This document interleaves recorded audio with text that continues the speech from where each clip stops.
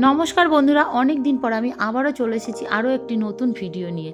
এরপর কিন্তু আসতে চলেছে অনেক নতুন নতুন ভিডিও। তার কারণ হচ্ছে আমরা যাচ্ছি একটা নতুন জায়গায়। হঠাৎ করে কিন্তু আমরা তিনজনে চলে আসতে হলো আমাদের ছেলেকে রেখে। আমি, আমার মেয়ে আর হাজব্যান্ড সকাল সকাল কিন্তু হাওড়া স্টেশনে চলে এসেছি। এটি হচ্ছে ওয়েটিং রুম হাওড়া স্টেশনে। আমরা এখানে ওয়েট করছিলাম, কারণ হচ্ছে আমরা 1 থেকে 1.5 ঘন্টা আগে চলে এসেছি আমাদের ট্রেন টাইমের।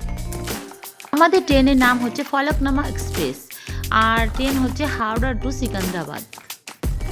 এই যে এখানে দেখতে পাচ্ছ তোমরা সবাই, যে লাইন দিয়ে সবাই দাঁড়িয়ে আছে, এরা লাইন দিয়ে দাঁড়িয়ে আছে তার কারণ এরা পুরো জেনারেল বগিতে উঠবে। আর আমাদের ছিল 3rd এসি কোচ, যেখানে দিয়েছিল একটা বালিশ আর একটা বেড কভার আর একটা কম্বল। কম্বলটা কিন্তু পুরো পেপারে মোড়া ছিল, ইস্ত্রি করা। আমাদের এই ট্রেন জার্নিটা ছিল পুরো 2 দিনকার। সকালবেলা 8:25-এ ট্রেন ধরেছিলাম, আর পরদিন কিন্তু আমরা রাত্রির 8টার সময় নেমেছিলাম। আর আমাদের ট্রেন ছিল দুটো, একটা হচ্ছে সিকান্দ্রাবাদে, হাওড়া টু সিকান্দ্রাবাদ ছিল, সিকান্দ্রাবাদ থেকে আবার কিন্তু ট্রেন ছিল। সমস্ত ভালো ভালো ভিউগুলো কিন্তু রাতের বেলায় বেরিয়ে গেছে, যার কারণে আমরা ভালো করে ভিডিও করতে পারিনি যাওয়ার সময়। এবার বলি যে আমরা কেনই বা হঠাৎ করে এতটা দূর চলে আসলাম মেয়েকে নিয়ে। কারণ হচ্ছে ওর গ্র্যাজুয়েশন কমপ্লিট হয়ে গেছে, আর ও করবে মাস্টার্স কোর্স, এমএসসি করবে। তার জন্য ও কিন্তু আলাদা করে পরীক্ষা দিয়েছিল, আর সেই পরীক্ষাতে ওর কিন্তু এখানে নাম এসেছে, ফর্ম ফিল আপ করেছিল, ফার্স্ট লিস্টে নাম চলে এসেছে।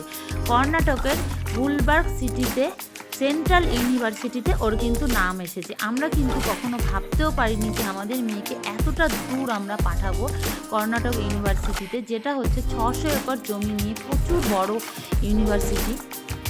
পরদিন আমরা কিন্তু 11:30টার সময় আমরা সিকান্দ্রাবাদে নেমে গেলাম, আর এই সিকান্দ্রাবাদ স্টেশনে কিন্তু এখন কাজ হচ্ছে, যার কারণে স্টেশনটা কিন্তু এমন দেখতে লাগছে। আমাদের কিন্তু এখান থেকে আবারও ট্রেন আছে, যেটা কিন্তু আমরা যাব কালাঘোরাগি স্টেশন।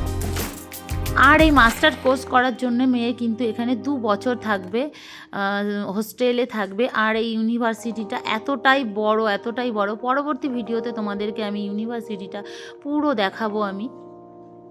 আমরা কিন্তু কখনোই ভাবতে পারিনি যে আমাদের মেয়ে এতটা দূর পড়াশুনো করতে আসবে, আর এখানে থাকবে 2 বছর। 2 বছরের জন্য আমরা একে এখানে রেখে চলে যাব।